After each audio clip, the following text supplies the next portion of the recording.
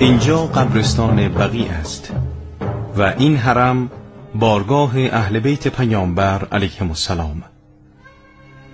قبور مطهر امام حسن مجتبی، امام زین العابدین، امام محمد باقر و امام جعفر صادق سلام الله علیهم به همراه مرقد جناب فاطمه بنت اسد مادر گرانقدر امیرالمؤمنین علی علیه السلام و همچنین قبر جناب عباس ابن عبدالمطلب عموی گرامی پیامبر اکرم صلی الله علیه و آله و سلم در این مکان قرار دارد.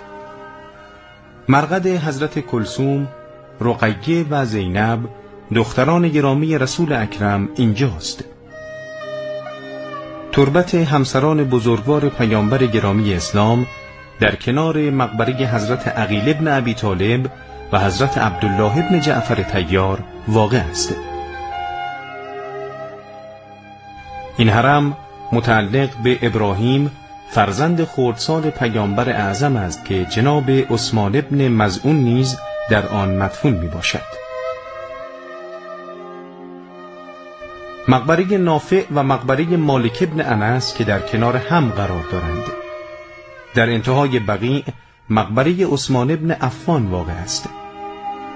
در کنار دیوار قبرستان مزار